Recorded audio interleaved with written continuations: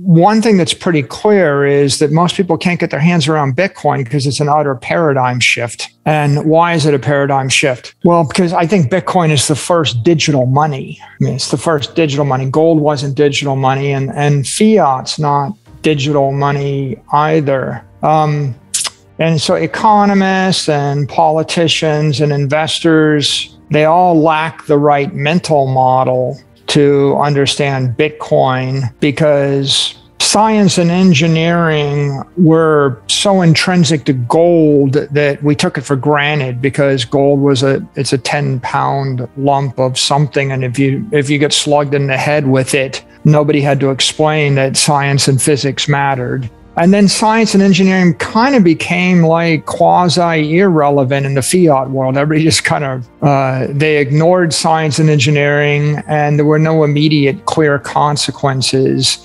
There were just the hyperinflations and the collapses of those fiat systems. But because they had abandoned gold and there was no digital money, the only alternative to one fiat, the Weimar Republic fiat currency, was the pound, and that alternative, was an alternative to the next thing and the next thing.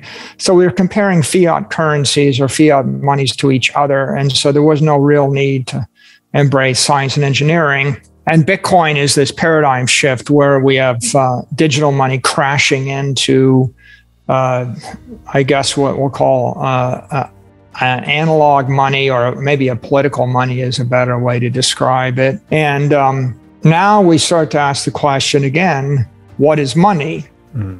And I think tokenized energy isn't good enough to explain what is money. Another way to describe money is by coming back to the ideal model. What is the ideal model of money? Ideal money is a shared, immutable, correct ledger. You've heard the phrase, Bitcoin is a shared immutable ledger, and people debate about whether it's truly immutable or not. But a crypto asset network, fully decentralized and mature, is the closest thing we can get to an immutable shared ledger in the history of the world. I think a lot of times when people describe it as a shared immutable ledger, they leave off the correct or the mathematically correct, because it's almost implied. But I think that if you were to focus upon the three critical dimensions of ideal money, you would say it's a ledger that's shared. Everybody in the political system has to have the same access to the ledger. It has to be immutable. No one can doctor it.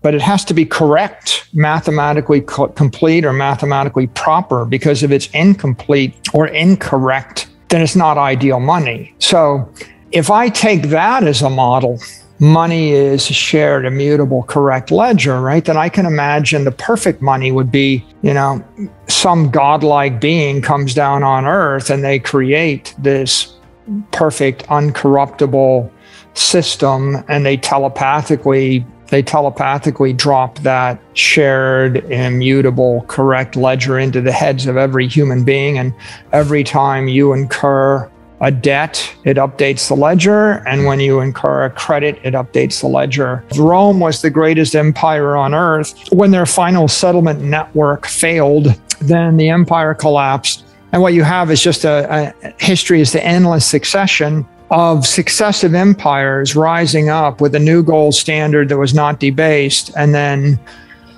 generation after generation, the coinage of that next empire, the successor empire, would be debased. And then that empire would fail and collapse. And then another empire would come along, and they would start the cycle over and over again. And yet the myth of gold as immutable money, right, or the sovereign store of value, it stayed with us for thousands of years into the 20th century. I would say that the gold standard has been dying a slow death, a death by 1,000 cuts. 1914 comes along. We've got the golden age from whatever 1870 to 1914, but then World War I comes along, and then in 1914, every country abandons the gold standard, and maybe that's the final cut. And after World War I, the Treaty of Genoa, we came back to a gold reserve standard. And in essence, we had gold backing the dollar. And that degree of backing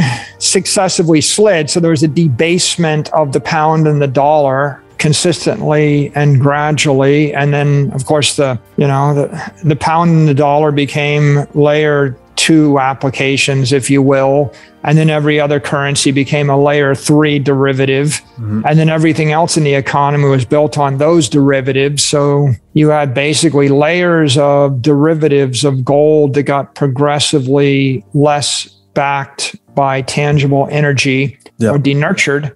And that resulted in, who knows how many collapses.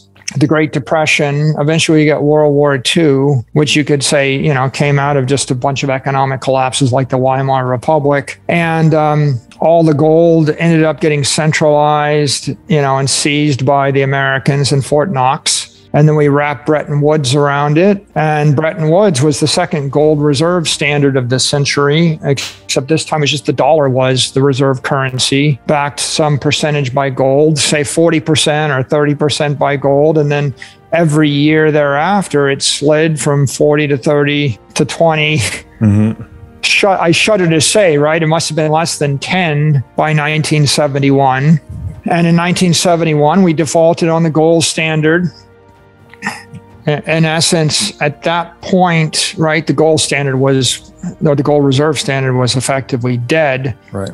Gold still has the fiction of being a store of value and an asset. And if you're looking for a non-sovereign store of value, between 1971 and the invention of Bitcoin, you could have gone to gold. I guess you could have used property like land or commodities, timber rights, oil rights, something like that. And you could have used art.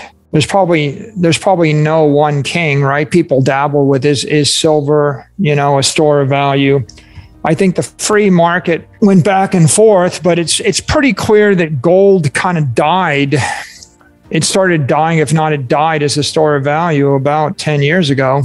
As far as I can see, when Bitcoin was formed. And if we look at performance in the last 12 months, right, let's just for kicks, let's just go and look at 12 months of performance. So it's quite a day, right? In 12 months, Bitcoin is up 240%. Gold is down 9.82%. Over the course of 10 years, Bitcoin is up 132% compounded annual growth rate. Gold is 94 basis points. The S&P index is 13.9% over 10 years, 33% over 1 year. And summary, right, is gold is not a store of value in the last decade. It's something opposite of a store of value.